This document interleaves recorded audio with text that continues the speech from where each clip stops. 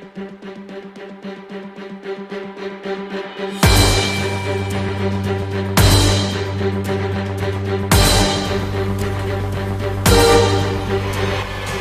Batam yang terletak di Provinsi Kepulauan Riau telah lama berubah wajah.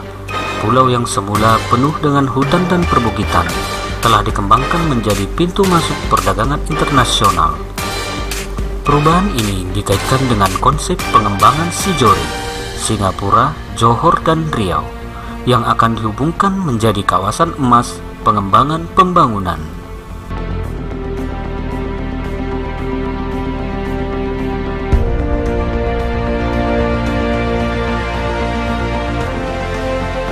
Untuk mengantisipasi pembangunan yang tumbuh pesat, dirasa perlu untuk mengembangkan wilayah Batam dengan menghubungkan pulau-pulau di sekitarnya, yang sekarang dikenal sebagai wilayah Barelang, Batam, Rempang, dan Galang. Untuk menyatukan pulau-pulau itu, diperlukan 6 konstruksi jembatan sebagai sarana infrastrukturnya.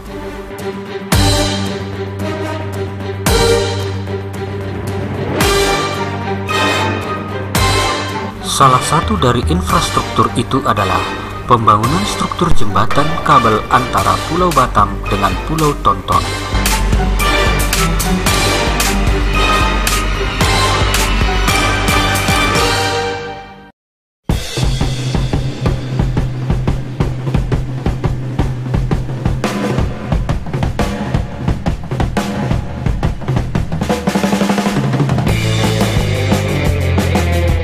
Jembatan yang membentang sepanjang 641,8 meter dengan ruang bebas vertikal setinggi 38 meter ini menerapkan tipe struktur kabel cancang atau Cable Stay Bridge.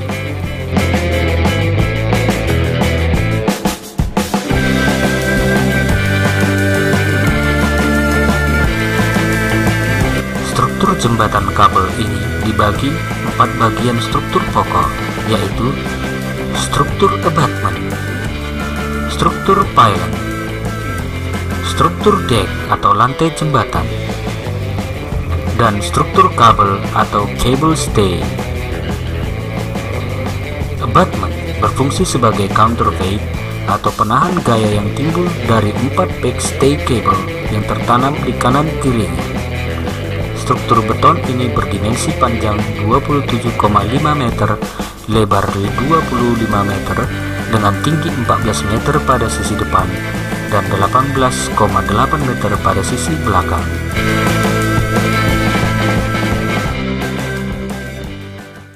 Struktur abutment ini memiliki berat berkisar 20.000 ton, terdiri atas 4.423 meter kubik beton, 980 ton besi beton, dan sisanya adalah pasir uruk yang diisikan pada bilik-bilik kosong yang terdapat di dalam struktur ini. Pada pelaksanaannya, struktur abutment dikerjakan dengan sistem formwork konvensional dengan tahapan pengecoran tiap 2,2 meter ketinggian. Pada bagian beton masif, pengecoran dapat dilakukan 4 meter ketinggian setiap segmen untuk meminimalkan construction joint pada daerah tersebut. Setelah pengecoran selesai, dilakukan perawatan beton dengan menyemprotkan bahan kiwi compound yang diberikan dalam 2 atau 3 tahap penyemprotan.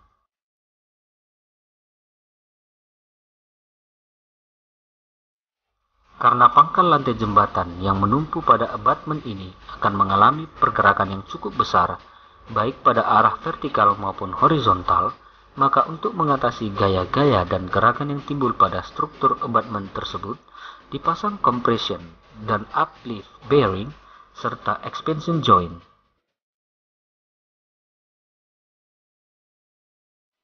Bersamaan dengan pekerjaan abutment, secara paralel dilaksanakan pekerjaan pondasi pylon. Kaki pylon didukung oleh konstruksi pile cap beton masif berdiameter 16 meter dengan ketebalan 12,5 meter. Pile cap ini memegang 30 titik konfigurasi melingkar bore pile berdiameter 1,5 meter dengan kedalaman rata-rata 40 meter. Sistem pengeboran tiang pondasi tersebut dilakukan dengan sistem reverse circulation drilling atau RCD, yaitu dengan sistem sirkulasi air. Sistem ini diterapkan mengingat tanah di lokasi proyek tergolong jenis bebatuan. Proses pengeboran dibedakan atas 2 tahap. Pada tanah urukan yang lunak, pengeboran dilakukan dengan sistem auger yang dibantu dengan casing yang ditanam hingga kedalaman 6 meter, dan pengeboran dilanjutkan dengan sistem RCD. Pemberhentian pengeboran didasarkan pada 3 kriteria, yaitu: pertama, apabila mata bor telah tertanam minimal 2,2 meter dari lapisan sandstone. Kedua, apabila penetrasi mesin bor dengan kapasitas 20 rpm selama 20 menit hanya mencapai kedalaman maksimal 20 cm. Ketiga, apabila hasil tes kuat tekan dari bebatuan contoh di kedalaman pemberhentian tersebut mencapai minimal 2 rpm. Uji kuat tekan tersebut dilakukan di laboratorium independen PT PB. Setelah pekerjaan pengeboran selesai, dilanjutkan dengan pekerjaan pembesian yang dilakukan secara privat per 12 meter panjang yang terdiri atas tulangan pokok dan tulangan spiral sebagai sengkangnya. Pada proses privat tersebut, sekaligus dilakukan pemasangan pipa-pipa clothing berdiameter 0,75 inch. Penyambungan pembesian tersebut dilakukan bersamaan dengan proses pemasukan besi privat ke dalam lubang bor. Penyambungan besi dilakukan dengan sistem overlapping. Sementara sambungan pada pipa clothing dengan sistem ulir yang harus diyakinkan sistem sambungan tertutup dengan sempurna. Proses pengecoran dilakukan dengan bantuan pipa treni yang bagian ujung pipanya tertanam minimal 2 meter dari permukaan betonnya, untuk menjamin tidak adanya udara yang terjebak di dalam beton. Proses suplai beton mutu 350 tahan sulfat ini dilakukan dengan concrete pound dan patching plan yang ditempatkan di atas tonton, sehingga memudahkan pergerakan sistem suplai tersebut. Setelah beton berumur 1 hari, segera dilakukan proses base grouting.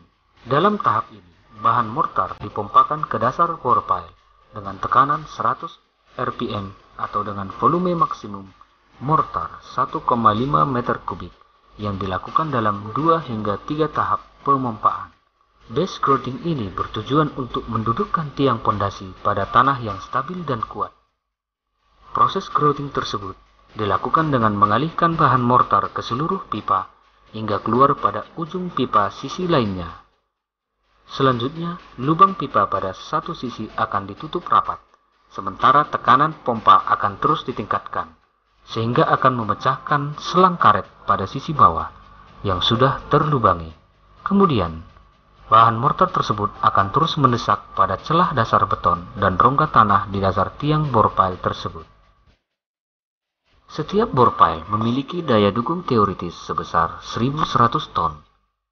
Tetapi, dalam pelaksanaan loading testnya dituntut pelaksanaan pembebanan hingga 200% dari beban rencana, yaitu sebesar 2.200 ton. Untuk menunjang pembebanan yang begitu besar, loading test dilakukan dengan sistem pre-action pile. Sebagai reaksi gaya tekan jack yang besar tersebut, digunakan 6 tiang pondasi bore pile di sekeliling tiang pondasi yang dites. Kemudian, dihubungkan dengan sistem dip baja penghubung. Adapun standar yang dipakai dalam siklus pembebanannya mengacu pada ASTM D1143.